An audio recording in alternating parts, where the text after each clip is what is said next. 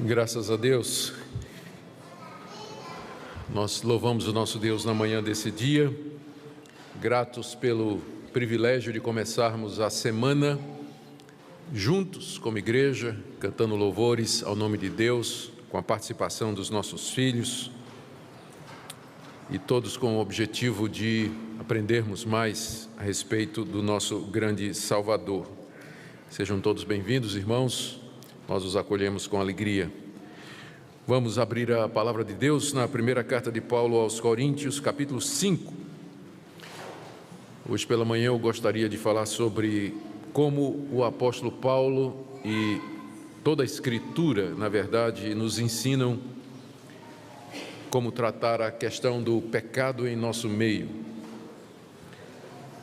Primeira carta de Paulo aos Coríntios, capítulo 5, de 1 a 13. Ouçamos a leitura. Geralmente se ouve que há entre vós imoralidade e imoralidade tal, como nem mesmo entre os gentios, isto é, haver quem se atreva a possuir a mulher de seu próprio pai. E contudo andais vós ensoberbecidos, e não chegastes a lamentar para que fosse tirado do vosso meio quem tamanho ultraje praticou? Eu, na verdade, ainda que ausente em pessoa, mas presente em espírito, já sentenciei, como se estivesse presente, que o autor de tal infâmia seja, em nome do Senhor Jesus, reunidos vós e o meu espírito, com o poder de Jesus, nosso Senhor, entregue a Satanás para a destruição da carne, a fim de que o espírito seja salvo no dia do Senhor Jesus. Não é boa a vossa jactância? Não sabeis que um pouco de fermento leveda a massa toda? Lançai fora o velho fermento, para que sejais nova massa, como sois de fato sem fermento.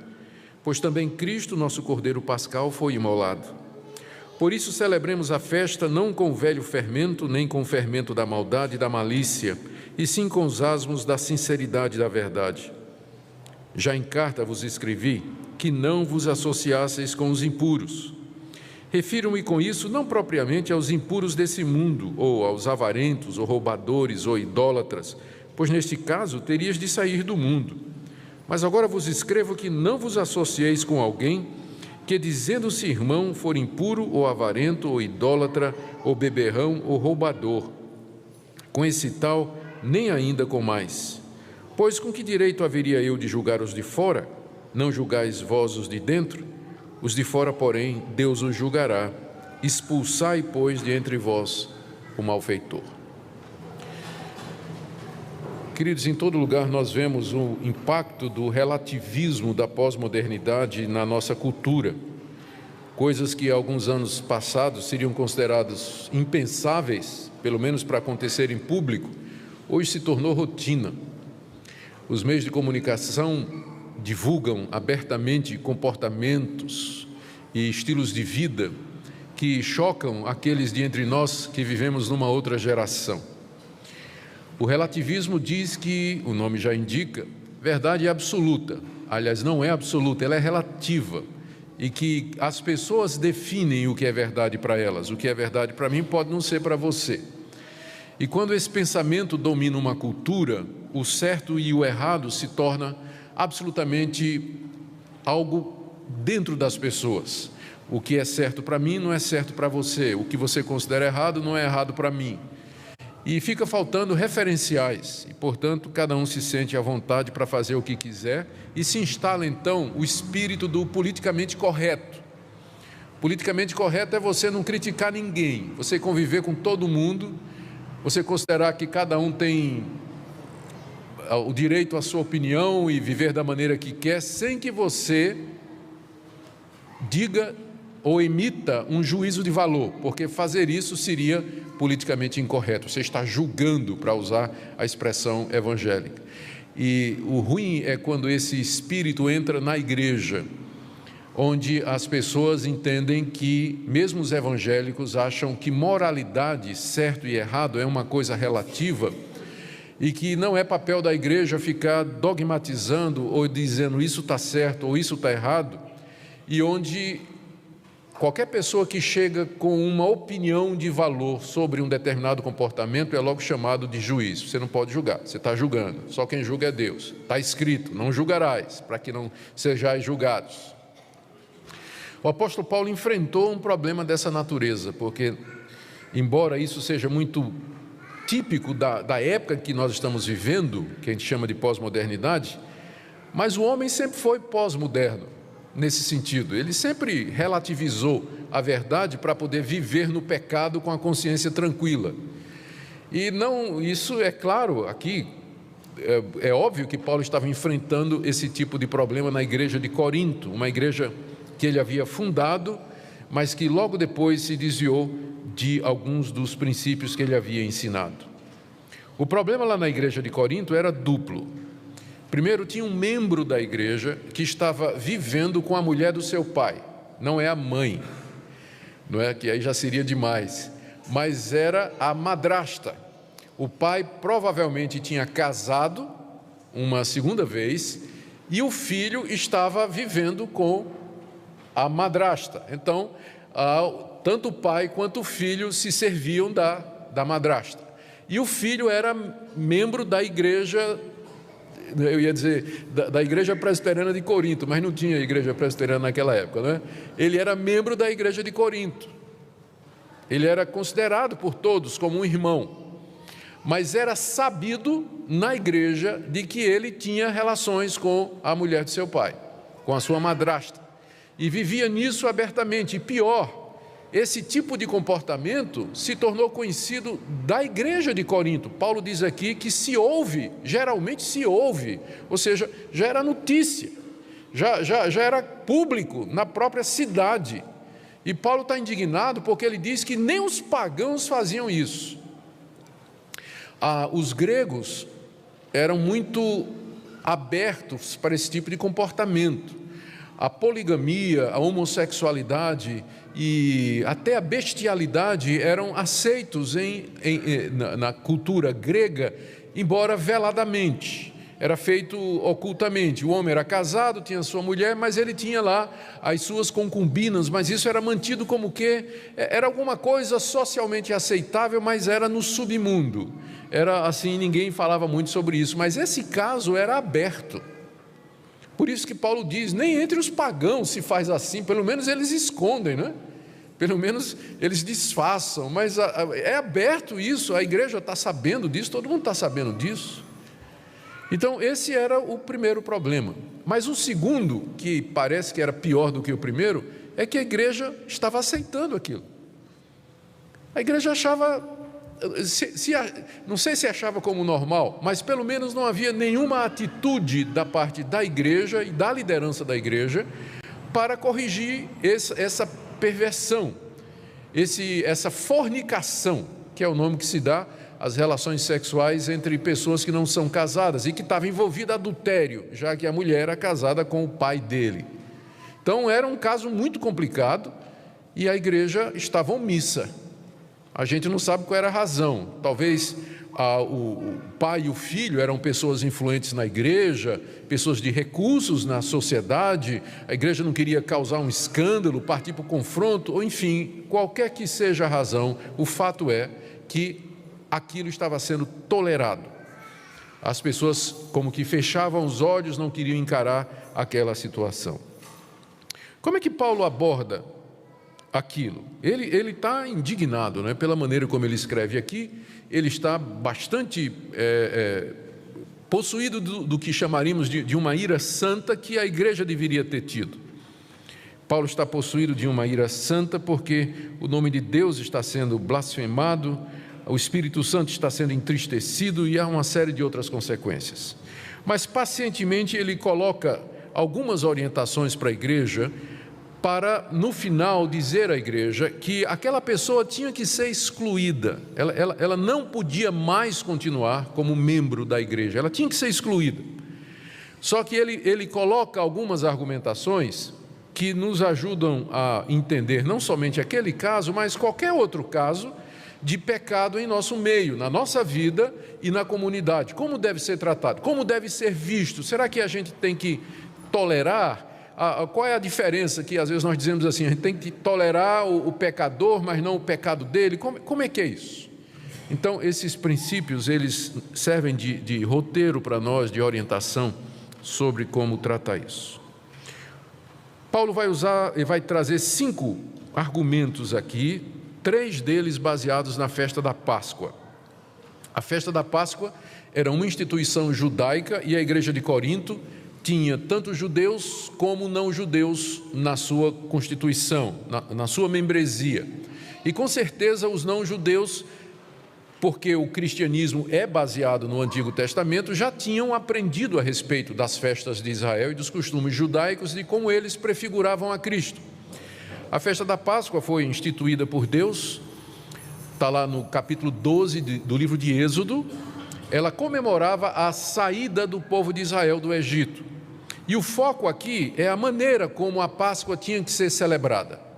Durante 10 dias, os israelitas tinham que comer pão sem fermento, por isso, às vezes, a festa da Páscoa é chamada também festa dos pães asmos.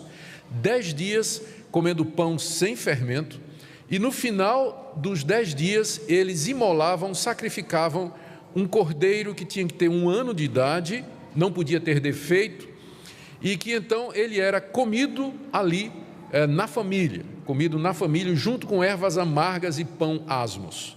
Aquilo era um símbolo do sacrifício do Messias, que permitiu a libertação do povo de Israel da terra do Egito, libertação essa que era uma figura ou símbolo da nossa libertação espiritual, do nosso êxodo espiritual, do reino do pecado, da morte de Satanás, para o reino glorioso do nosso Senhor e Salvador. Então a festa da Páscoa estava cheia de significado redentor. E Paulo vai usar a figura da Páscoa para ilustrar a razão pela qual nós não podemos suportar e permitir que o pecado permaneça em nós sem que ele seja tratado. Primeiro é que o pecado é como fermento, está aí no verso 6. Ele diz assim: não é boa a vossa jactância, a se gloriar, porque a igreja de Corinto era uma igreja que estava se gloriando de ser uma igreja espiritual, porque tinha dons espirituais. Paulo diz: não é bom vocês estarem se jactando quando vocês deveriam estar chorando. Não é boa a vossa jactância. Não sabeis que um pouco de fermento leveda a massa toda? Eu nunca fiz pão, mas o pessoal que faz me diz que pega a massa, põe um pouquinho de fermento e você deixa um tempo, daqui a pouco a massa está toda levedada. O fermento tem essa propriedade de contaminação. Ele se espalha, faz parte da química dele, ele ocupa a massa toda. Se põe um pouco de fermento, daqui a pouco ele já ocupou a massa toda. Então, esse poder do fermento de contaminar é usado aqui pelo apóstolo Paulo para se referir ao poder que o pecado não tratado tem de corromper e de se espalhar. Pecado não tratado é como fermento. Se você não resolve, se você não tira, se você não cuida, ele vai se alastrando, ele não fica parado. Ele vai se alastrando, ele corrompe a consciência, ele dá mau exemplo, ele corrompe a consciência de outros. Eu fico pensando nos jovens daquela igreja, olhando para aquele moço e dizendo assim: puxa vida, esse rapaz está vivendo aí com fulana, que é a mulher do pai dele, e a igreja não faz nada. Deve ser porque a igreja acha que pode. Então, se ele pode, eu posso também. Se ele pode, eu posso também. Então, o pecado se alastra, ele corrompe as consciências, quebra o padrão moral, encoraja as pessoas a fazer a mesma coisa, porque a tendência do nosso coração sempre é para o pecado. E quando vem esse encorajamento de alguém que está vivendo abertamente em pecado e não há uma medida sobre aquilo, então aquilo serve de encorajamento para que outras pessoas digam assim: eu posso também. Ele sai contaminando a igreja. Daqui a pouco já não há mais ambiente para se falar a respeito de padrão moral. Porque tem um exemplo. Se for falar, diz assim: mas e fulano? Já ouviram isso? Você vai repreender e diz: mas e fulano? E vocês não fizeram nada? Ou vocês não dizem nada? Então, o pecado é como fermento.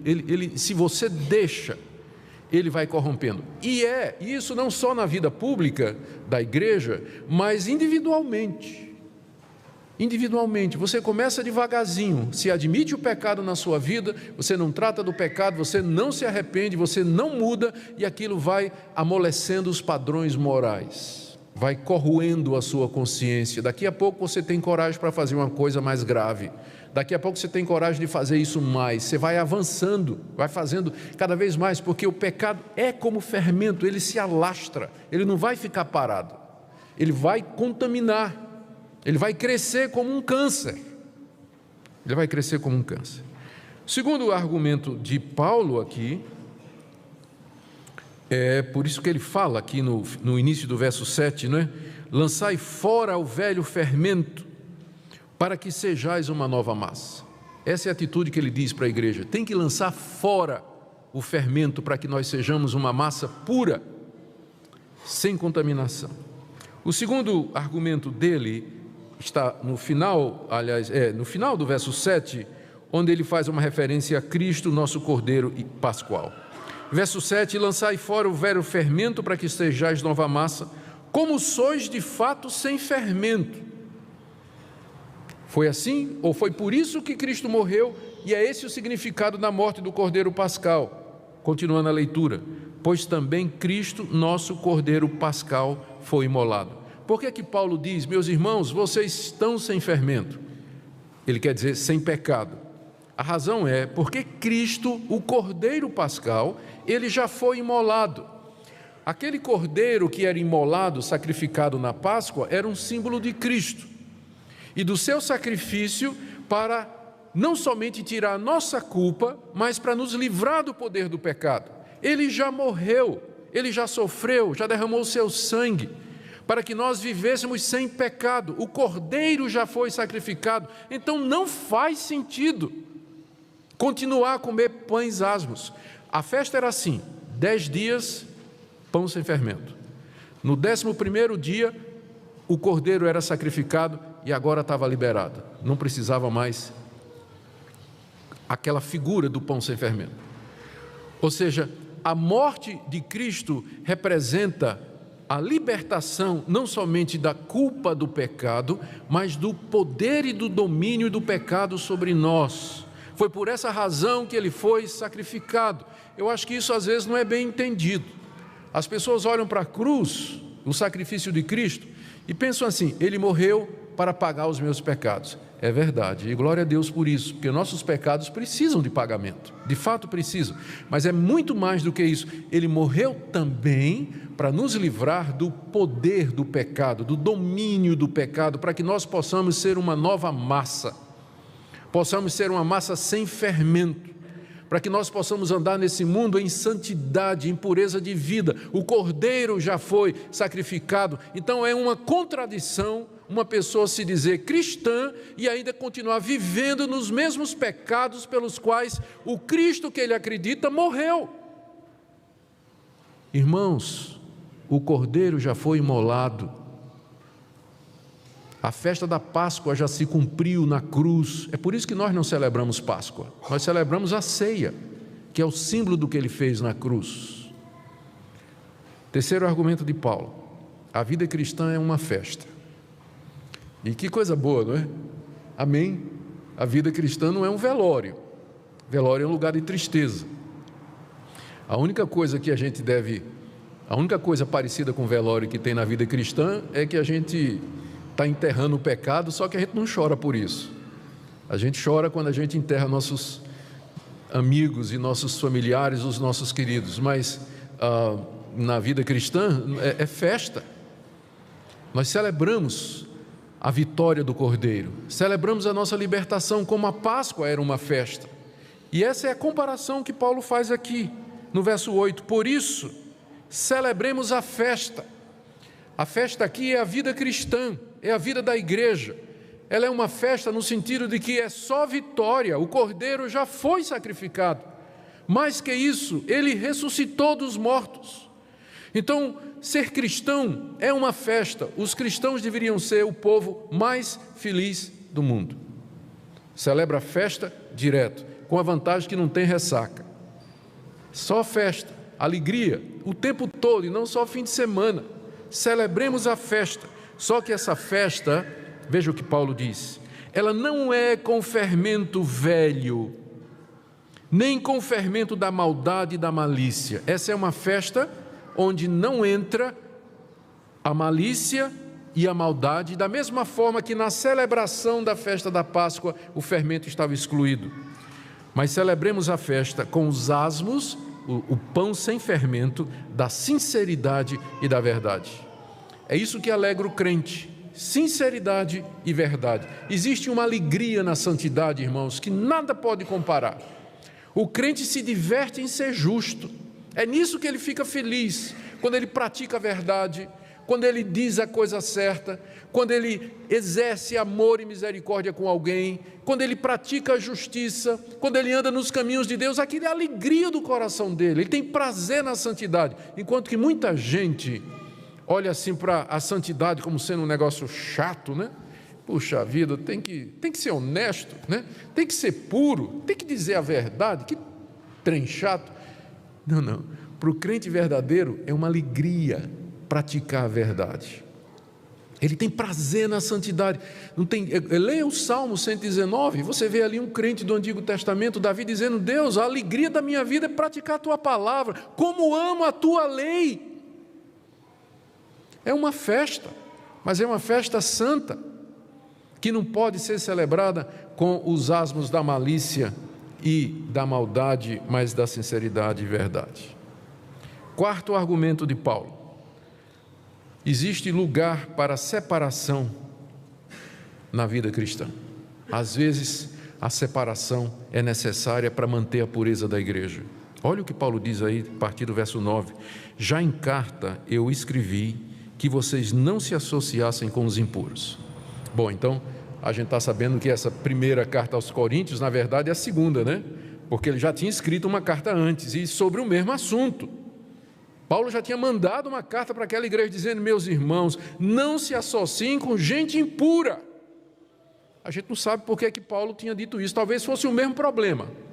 O problema era antigo, e Paulo já tinha mandado uma primeira carta: não andem com gente impura. Aí o que a igreja de Corinto pensou? Aí ele deve estar falando aqui dos descrentes, né? Tipo assim, não posso me associar com o bêbado, não posso me associar com o traficante de droga, eu não posso andar junto com o ladrão, não vou andar junto com a prostituta. Eu acho que Paulo está dizendo isso aí. E a igreja, né, aquela atitude de santarrão, né? Não, ninguém entra. O senhor da onde? Não, você não pode entrar na nossa igreja não, porque Paulo mandou uma carta aqui dizendo que não pode se associar com o impuro. E o senhor é um adúltero, o senhor é um ladrão, o senhor é um idólatra, não pode. Então, parece que a igreja de Corinto, assim, era uma igreja que se gloriava da sua piedade, da sua espiritualidade, não queria nada com os descrentes. E Paulo chega e diz: eu não disse nada disso, vocês entenderam tudo errado. Quando eu disse que vocês não andassem com gente impura, eu não estava falando do pessoal do mundo, senão vocês vão ter que sair do mundo. Eu estava falando de gente que diz que é crente e vive como descrente. É desse pessoal que vocês têm que se separar. É desse pessoal que está aí no meio de vocês, dizendo que é irmão, mas se comporta como se não fosse irmão. É deles que vocês têm que se separar. Mas ele diz aqui: se vocês fossem se separar do mundo, verso 10, eu não me refiro aos impuros do mundo, avarentos, roubadores, idólatras, pois nesse caso terias de sair do mundo. Então aqui já tem uma lição importante. Paulo não está dizendo que nós temos que nos isolar da sociedade com medo de contaminação. Não. Eu posso me relacionar com os descrentes. Eu posso estar em relação com eles. Eu posso ir para uma faculdade e ouvir um professor descrente. Eu posso fazer negócio com um descrente. Posso fazer um acordo com uma pessoa que não é crente. A Bíblia não proíbe isso. A Bíblia não diz que ser crente é ser completamente isolado do mundo. Ao contrário, a Bíblia nos manda ao mundo para evangelizar o mundo e ser sal e luz lá. Não tem nada errado em você entrar na cultura para ser uma bênção na cultura. A igreja de Corinto entendeu tudo errado. Não. O que Paulo está dizendo é que nós temos de nos separar daqueles que, dizendo-se irmão, agora veja a lista, Não se associem com alguém que, dizendo-se irmão, como é que alguém se diz irmão? Ele professa a fé em Cristo, se declara membro da igreja e é aceito como membro da igreja, se apresenta como membro da igreja. Professa como irmão. Não se associe com alguém que, dizendo-se irmão, for impuro. A impureza aqui é a impureza sexual. Primeiramente, se refere ao caso em tela, que é aquele homem vivendo com a sua mulher, a mulher de seu pai, e, por extensão, a todo tipo de impureza sexual, fornicação, adultério, bestialidade, enfim. Não se associe com alguém que dizendo irmão, seja impuro. Ao próximo, avarento. Sabe o que é avarento? Mão de vaca. Não sei se vocês têm essa expressão aqui. Cara que ama o dinheiro, apegado ao dinheiro. Lá em São Paulo a gente tem uma piada, a gente diz assim: fulano é tão mão de vaca que ele atravessa o rio Tietê nadando com um sonrisal na mão e não derrete. Né? Apegado ao dinheiro. O dinheiro é o Deus da vida dele. Vive para isso, ele ama o dinheiro. E o avarento, ele não dá, ele não contribui, ele não ajuda, ele não é liberal financeiramente, não é generoso, ele se apega ao último centavo, mata e morre por dinheiro. Paulo coloca esse cidadão na mesma situação do imoral de Corinto. É um também de quem a gente deve se desviar. Eu sou pastor há muitos anos, mas eu confesso, eu não me lembro de ter visto uma disciplina na igreja por avareza. Por imoralidade tem muito. A gente disciplina muito membro da igreja por imoralidade, mas eu não me lembro de ter disciplinado ninguém por ser avarento. Eu acho que eu preciso rever meus padrões, né? Aí, o conselho também, os presbíteros, nós todos, que a avareza é tão pecado quanto imoralidade. O mesmo Deus que disse não adulterarás, também disse não furtarás. Tem diferença. Continuando a lista: avarento, idólatra, que tem uma falsa religião, que serve a Deus da maneira errada. Gente, olha o próximo ali: maldizente, gente da língua grande, fofoqueiro, fuxiqueiro, que se mete no negócio dos outros, que fica falando mal dos outros, espalhando mentiras sobre os outros, destruindo reputação, está na mesma lista. O maldizente. Beberrão. Eu sei que há disputas no meio evangélico a respeito do uso de bebidas alcoólicas. Há irmãos que, por causa dos abusos, preferem a total abstinência. Outros acham que a Escritura não proíbe, desde que você não se embriague. E, às vezes, nesse campo, tem gente que se embriaga mesmo. Eu me lembro de um caso que aí foi um irmãozinho diácono que chegava bêbado, chegava de ressaca, todo domingo de manhã na igreja para fazer o plantão dele. Aí nós fizemos Mateus 18 com ele. Fui na casa dele uma vez, segunda vez fomos com 2, 3 para mim, continuava chegando bicado na terça de manhã, no domingo de manhã. Finalmente ele foi excluído da igreja. E foi uma bênção. Depois de 2 anos ele voltou, curado. Foi bom para a vida dele. Então, está também na lista daqueles que Paulo coloca aqui, com os quais não devíamos ter associação: o roubador, o desonesto, trambiqueiro, o espertalhão, que para ganhar dinheiro faz qualquer tipo de negócio. Paulo diz, gente, final do verso 11, com esse tal, nem ainda com mais. Isso pode parecer um pouco radical. O que ele está dizendo aqui tem que ser entendido à luz do contexto daquela época.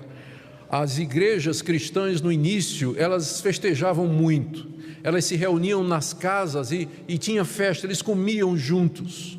E com frequência ali no meio das festas, dessas festas que eram chamadas de ágapes, ou festas da fraternidade, eles celebravam a ceia do Senhor. Então, o comer junto para os cristãos apostólicos no início, era mais do que uma socialização, tinha um cunho espiritual, porque a ceia era celebrada ali. Então, quando ele diz, não coma com esse pessoal, está dizendo mais ou menos o seguinte: não permita que ele participe do ágape, da ceia, dessa comunhão fraterna que vocês têm, onde a ceia é celebrada. Ele não pode fazer parte disso, porque seria o fermento na festa da Páscoa. Seria o fermento na festa da Páscoa. nem coma com esse, não se associe com essas pessoas, diz o apóstolo Paulo. Último argumento dele, vimos 4 já. Às vezes é preciso julgar, sim. Ele diz no verso 12: com que direito haveria eu de julgar os de fora? Ele está dizendo assim: por que vocês pensaram que eu estava dizendo que não era para vocês se associar com os impuros do mundo? Com que direito eu tenho de julgar os impuros do mundo? Quem vai julgá-los é Deus. Deus é que vai julgar lá o idólatra, o profano, o imoral, o ladrão, o bêbado. Deus vai julgá-los. A minha tarefa é evangelizá-los. Deus vai julgá-los. Mas nós temos que julgar os de dentro. Verso 12: não julgais vós os de dentro? Paulo está perguntando assim: por que vocês não julgaram o irmão? E naturalmente, na hora, vai se levantar alguém e dizer assim: mas Jesus não disse não julgueis para que não sejais julgados? De fato ele disse. Mas a pergunta é: o que tipo de julgamento Jesus estava proibindo? E é só ler o contexto lá de Mateus. E você vai ver que Jesus estava proibindo o julgamento temerário. Porque em seguida ele diz assim: por que você vê o cisco no olho do seu irmão e não vê a trave que está no seu? Hipócrita, tira primeiro a trave do teu olho, e aí poderás ver com clareza o cisco no olho do teu irmão. Então Jesus não está proibindo o julgamento, ele está proibindo o julgamento hipócrita, aquela disposição que a gente tem para julgar os outros sem julgar a nós mesmos, tolerar o pecado dos outros, não tolerar o pecado dos outros e tolerar o nosso. É isso que Jesus está proibindo. Tanto é que na sequência, se você se recorda, logo em seguida ele diz: não joguem as pérolas de vocês aos porcos e não deem as coisas santas aos cães. Para eu obedecer isso, eu tenho que saber quem é porco e quem é cão, né? Ou seja, eu tenho que julgar para não dar as coisas sagradas aos cães e aos porcos. Então, o que proíbe é o julgamento temerário. Mas aqui nós temos que julgar no bom sentido, de avaliar e entender que aquele comportamento é contra a palavra de Deus e tomar uma decisão, que é o que Paulo termina dizendo aqui no final do verso 13: expulsai, pois, de entre vós o malfeitor. Paulo requer da igreja de Corinto: expulsem esse cidadão do meio de vocês. Não pode tolerar esse tipo de comportamento aberto, público, por todos esses argumentos. O principal é a festa da Páscoa. Havia má interpretação da carta dele, ele corrige e diz: não estava falando, vocês têm que tirar essa pessoa do meio de vocês. Eu pulei de propósito os versos 3, 4 e 5, porque eles precisam um tratamento ao final. De que maneira eles tinham que expulsar o malfeitor? Paulo já tinha antecipado. Ele diz: ainda que eu esteja ausente em pessoa, estou presente em espírito. Já sentenciei, estamos lidando com um apóstolo aqui, como se estivesse presente, que o autor de tal infâmia seja, em nome do Senhor Jesus, embora ele é apóstolo, ele sabe que a autoridade dele vem de Cristo. Em nome do Senhor Jesus, reunidos vós e o meu espírito, lembrando de Mateus 18, quando Jesus disse: onde estiverem 2 ou 3 reunidos no meu nome, aí eu estou com vocês. Então Paulo está puxando essa promessa. Com o poder de Jesus nosso Senhor, que seja esta pessoa entregue a Satanás. Entregue a Satanás. O que é que Paulo está dizendo? Vocês vão se reunir aí, eu estou presente em espírito, mas vocês vão se reunir, vão chamar essa pessoa, e em nome de Jesus, vocês vão entregar essa pessoa a Satanás. Entregar a Satanás é a mesma coisa de expulsar da igreja. A figura é a seguinte: se você olhar para a igreja como um cercado, um redil, um abrigo onde as ovelhas estão protegidas do lobo, isso era comum na Palestina. Tinha o cercado que impedia não somente que a ovelha saísse, mas que o lobo entrasse. Então, de noite, as ovelhas eram recolhidas, a porta era fechada e elas estavam seguras, e o lobo estava lá fora rondando. De repente tem uma ovelha que fica pulando a cerca, né? Fica pulando, você ensina, fica pulando a cerca. Aí o que Paulo está dizendo agora é o seguinte: deixa ela aí. Não é isso que ela quer? Deixa ela aí. E ela vai, feliz da vida, liberdade, né? E sai. E quando ela sai, quem é que está esperando ela lá fora? Não é? Satanás. Num sentido, a igreja, a comunhão dos irmãos, é uma espécie de proteção contra o mal. Porque aqui você recebe a influência da igreja, você ouve a palavra de Deus, você canta, você ora, tem a presença e a comunhão de irmãos que lhe ajudam. Na hora que você vai para o mundo, que apoio você vai ter lá fora? Você vai ter gente para lhe ajudar a beber, se embriagar, fazer o que é errado. Entregue a Satanás, para que Satanás seja instrumento aqui de Deus para a destruição da carne. Talvez Paulo esteja se referindo a doença, ou desastres, ou sofrimento, enfim, o diabo vai se encarregar de ensinar por mal a essa pessoa o que ele não quis aprender por bem. Não quer aprender por bem? Então vai aprender por mal. O objetivo de Paulo não é a destruição da pessoa, da carne, que é o corpo do pecado, não o corpo físico, mas da nossa carne pecaminosa. Mas verso 5 ele diz, olha: entregue a Satanás para a destruição da carne, a fim de que o espírito seja salvo no dia do Senhor. O alvo, pode parecer que Paulo está brabo, e ele está mesmo, mas o alvo dele é que a pessoa no final seja salva, mediante o arrependimento, a mudança de vida. Ela não quis fazer isso, ouvindo a palavra e a repreensão, mas agora então, por mal pelo menos, pelo sofrimento, pela dor, pela doença, pelas contrariedades, então, quem sabe lá fora, ela cai em si como filho pródigo, que saiu da casa do pai, feliz da vida, achando que estava livre, começou a comer bolota de porco, até o dia que ele disse, pequei contra Deus, e voltou. É isso que Paulo quer que aconteça com esse cidadão. Deixa aí. Quem sabe ele se arrependa e volte. Volte mudado, volte arrependido. Queridos, o que é que tudo isso ensina para nós? E é com temor e tremor que eu quero terminar aqui. Primeiro, nós não podemos nos deixar levar pela cultura. A cultura muda, ela é relativista, mas num certo sentido sempre foi a mesma coisa. Hoje em dia tem uma tolerância na nossa sociedade para namorado ir para a cama, namorado viver junto, namorado ter relações, namorado ir para motel, ir para banco traseiro de carro, para apartamento de um, de outro, viver junto como se fosse casado. Na época de Corinto era a mesma coisa. Fornicação, sempre no meio dos pagãos teve isso. No dia que a igreja começar a guiar sua ética pelo mundo, nós estamos perdidos. O mundo vai sempre dizer aquilo que agrada a carne. Os padrões do mundo são outros, o mundo aceita tudo. Mas nós somos cristãos, nosso Salvador morreu por nós, para tirar de nós o velho fermento. Nós não podemos, nosso padrão é outro, é a palavra de Deus. Nós não podemos viver.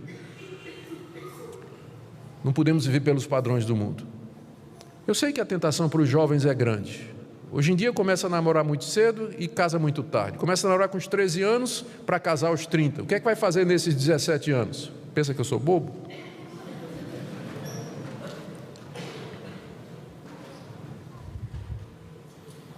Para o mundo isso é normal, não para nós.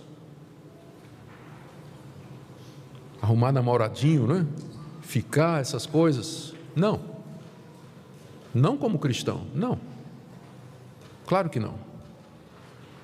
Então nós temos outro padrão. E a nossa alegria que o jovem cristão não devia ter tristeza de dizer, você já transou com alguém? Não, eu sou virgem. Não. Você já transou com alguém? Não, eu sou virgem. Alegria na santidade. Alegria na santidade. Nós devíamos lamentar o pecado dos outros e nos arrepender do nosso. Queridos, tratemos o pecado com seriedade, primeiro em nós, confessando, nos arrependendo, e também nos outros, mas com amor. Mas nós não podemos deixar o pecado passar em branco. Ele tem que ser confrontado, ele tem que ser corrigido, ele tem que ser tirado do nosso meio. Nós não somos perfeitos. E Deus sabe disso. Essa igreja sabe disso. Eu sei disso. Eu conheço os meus próprios limites e minhas próprias fraquezas. Então, nós não estamos esperando, nem creio que Deus espera a perfeição absoluta de ninguém, mas o que Ele quer, o que Ele espera de nós, é que nós olhemos para o pecado com seriedade, em honra e respeito ao sacrifício do Seu Filho. Com seriedade, e que tratemos o pecado com seriedade, porque há perdão. Quando nós sinceramente nos arrependemos, Deus nos perdoa, nos transforma e muda a nossa vida. Que nessa manhã você esteja disposto a dizer diante de Deus: Deus, eu quero mudar, eu quero ter prazer na santidade, eu quero ser uma massa nova, eu quero honrar o Cordeiro que foi imolado por mim. Me dá graça, me dá força para mudar de vida. E você conta conosco, é para isso que a igreja existe, para que você viva uma vida santa e reta diante do nosso Deus. Celebremos a vida cristã com alegria, irmãos. Vamos ficar em pé, vamos orar e encerrar o nosso culto.